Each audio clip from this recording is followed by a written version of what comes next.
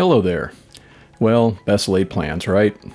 So I had what seems now is a silly thought that I could condense an unbelievable amount of information into maybe 10, 15 minutes. Tons of editing later, I was able to get it down to 25 minutes. And my thinking continues to be that shorter is better than longer, so I've broken this up into 2 videos.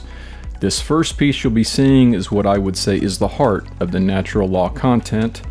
And the second one I'll release soon will be a supplement that supports what I'm covering here. Hope you enjoy it.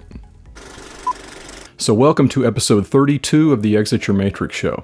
Today we'll be covering what can fairly be called the holy grail of all the work that I've done so far, which culminates in our look at natural law. I've referenced that term so many times before, but really felt it needed to be covered with some prerequisite material, which I've done. So this will be my attempt to take a huge topic and radically condense it. In fact, the entirety of what will be covered here is a distillation of an 8.5-hour presentation Mark Passio gave in 2013 titled Natural Law, the Real Law of Attraction and How to Apply It in Your Life. I'll include a link in the description, and I highly recommend you watch it in its entirety. But in what seems to be a completely insufficient amount of time, we can sufficiently, I promise you, introduce at least the concepts critical to an understanding of natural law. Let's talk definitions. Natural means inherent, having a basis in nature, reality, and truth, not made or caused by humankind. And the Oxford English Dictionary includes instinctively felt to be right and fair, though not prescribed by any enactment or formal compact.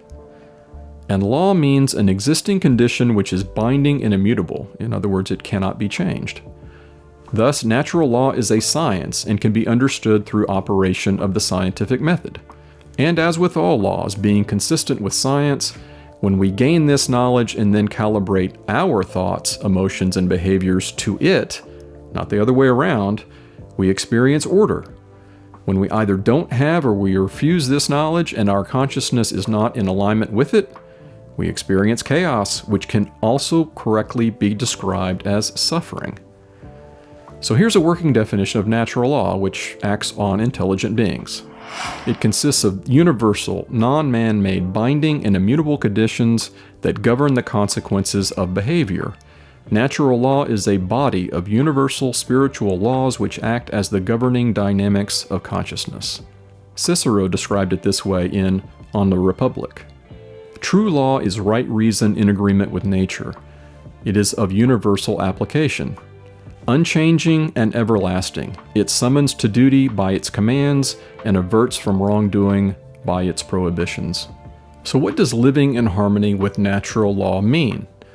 First and foremost, it's based in the principle that you have not only the capacity but the responsibility to acquire knowledge so that you, not a religious or a political or any other source or intermediary or perceived authority, you can then properly judge what is right and wrong, which is morality. So let's take 2 terms that we use in everyday life to talk about natural law in the world, and that would be right and wrong. So one thing we can say about right is that it can also be expressed in the word correct, and this is that it's based in truth, so the correct answer on the test is also the right answer. Another way of expressing right is moral, and this is that it is in harmony with natural law. So actions based in it, actions based in the right, do not result in harm to other sentient beings. Now let's look at the opposing aspect, which is wrong. And another word for wrong is incorrect, and that is not based in truth. So the wrong answer on the test is also the incorrect answer. Another term we can use is immoral. So this is in opposition to natural law. So actions based in it result in harm to other sentient beings. Forgive the interruption, but since we're on the topic of action, let me ask you to take a step in helping get this word out. As you can probably tell, this message is not popular, and suggesting people need to rethink their core belief systems, well, it's not exactly the path to social media stardom. But I'm a simple man with simple goals, so 1 more subscriber, 1 more like, 1 more share, that's all I'm after. All right, now back to our exploration of natural law. So let's talk now about natural law transgressions. So every harmful action that a human being is capable of taking is a form of theft. Some form of property is always being stolen when a wrongdoing is committed. Life is a form of property. Rights are a form of property. Freedom is a form of property. So let's get more specific. We're talking about murder, assault, rape, theft, trespass, and coercion. And we could also probably include lying or intentional deception because you're withholding and basically preventing someone from having the truth. That's kind of a form of theft. And notice, out of all these things, here we are again, they all have in common that they're a form of theft. So really, we could simplify natural law and basically say it as simply as, don't steal.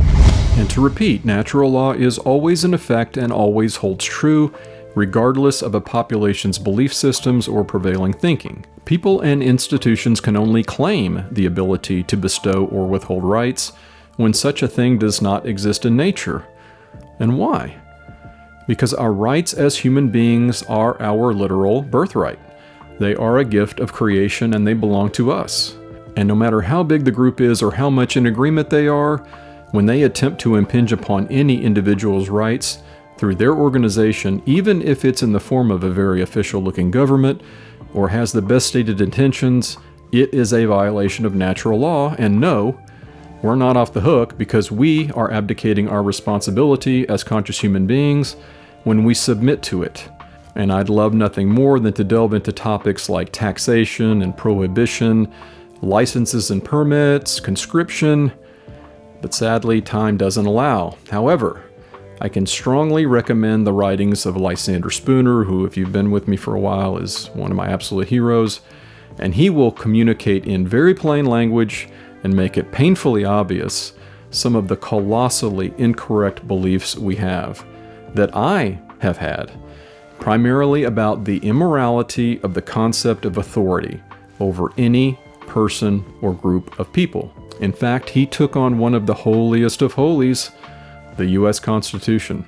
In the Constitution of No Authority, among other things, he points out the absurdity of the claim that the Constitution is a legal binding contract, given that you'd be laughed out of any court in this country for trying to enforce a document which the other party both hasn't agreed to and hasn't signed. And something we need to talk about is force and violence, which are two very different things. One is initiated and one is not. And humans possess the natural right to defend themselves against violence using defensive physical force, up to and including deadly force. So here's a question. How then does behavior we all agree is violence, how does that become moral simply because an entirely man-made construct such as government says it is? Could it have anything to do with the fact that it can inflict sufficient violence to be able to enforce it? And recall that we talked about that sacred feminine aspect, which we see predominantly in characteristics of the right brain, which is care. So this issue of the right to protect ourselves turns our attention to the sacred masculine aspect, which is the self-defense principle. And self-defense can be against any aggressor, including what others might view as a sanctioned body that has the authority to do what it's doing, so they say. Maybe something that looks like a so-called well-meaning, self-described, democracy-loving, allegedly peace-seeking institution like government. So now let's talk about natural law in the context of man's law.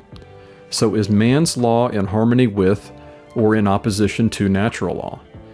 Well, if it's in harmony with natural law, man's law is repetitive and is thus unnecessary. And if it's not in harmony with natural law, man's law is by definition immoral and unjust. So either way, man's law is simply the memorialization of a particular group's preference at a particular point in time and may or may not be consistent with the real law of the universe, which is natural law. The most dangerous concept underlying a proper understanding of this divide between natural law and man's law is the belief in authority. Authority is an illusion and just a less provocative term for slavery. And make no mistake, the belief in the legitimacy of authority is the belief in the legitimacy of slavery. Well, wait. If there's no authority, namely in the form of government, Isn't there potential for chaos? The simple and honest answer is yes, there is the potential for chaos. It's also true that the fear of the possibility of chaos is the fear of true freedom. Thomas Jefferson said, "I prefer dangerous freedom over peaceful slavery." Well, me too. But how about you? Sadly, those who don't are experiencing the death of imagination, and imagination must be present in order to create a different state of existence than the one currently being experienced. Through their fear of the possibility of chaos, in other words, their fear of true freedom, most people support the legitimacy and existence of authority in the form of government, and are therefore actually advocating for the legitimacy and continuance of violence and slavery. This thinking yields the belief that human slavery is necessary and must continue in order to prevent chaos. This is also known as statism, and it's just another religion, another set of dogmas we've been indoctrinated to accept and never question, primarily over fear of the ridicule and censorship you'll be subjected to. This culminates in the very simple and observable fact that violence and slavery has never, and is currently and will never, prevent chaos. And I'll go ahead and take this heretical rant to a place only a very few can handle, and that is that statism is carried out and enforced by order followers. And the most obvious of this breed are law enforcement and military, and these small-minded minions and their supporters are everywhere. As far as I'm concerned, these order followers, these sycophants, should change their motto to, "Here I am. Just deposit the money in my account and I'll do whatever you say." And even if they're a family member or a friend of yours and they volunteer and go to church on Sunday and are just the nicest people in the world, yes, it applies to them too. What does it say about a society whose stolen money, in the form of taxes, is diverted to a group of people who will accept that money in exchange for carrying out orders regardless of whether they are moral or immoral, and then that society celebrates and honors the very people carrying out the orders? Now, some of you may think that order givers and order followers' actions are justified. So let's take a closer look at that word. The word justification comes from the Latin noun jus, or right, plus the Latin verb facere, or to make or to create. Therefore, justification means to create a right. Don't forget that the defense "I was just following orders" was famously and unsuccessfully invoked at the Nuremberg trials. Yet it's alive, well, and defended in the thoughts, emotions, and actions of just about everyone drawing breath today. Mahatma Gandhi put a nail in the coffin of that thinking with this: "You assist an evil system by obeying its orders and decrees. An evil system never deserves such allegiance. Allegiance to it means partaking of the evil. A good person will resist an evil system with his or her whole soul." Then we come to a very uncomfortable and natural next question, and that is, who is ultimately to blame for these immoral and violent acts? Or, said another way, who is ultimately culpable? Of course, multiple parties can have culpability, but the question is, who is most culpable or responsible? And the answer to that rests on a very simple question, which is, who brought the action into manifestation, into reality? And the answer is that it is always the order follower. The order giver certainly bears blame, but the order follower bears the most blame because in their role the outcome would never have come into existence and would have remained a command by the order giver, just words and thus incapable of harm in and of themselves, until the order follower acted on them. All right, I hope this has been illuminating, and be on the lookout for the supplement that I should have out in the next day or so. That will include a review of the 7 Hermetic principles which underlies natural law expressions, and other supporting material that I hope will serve to pique your curiosity. Thanks for taking the time to be here, and remember to always do your own thinking. Be well.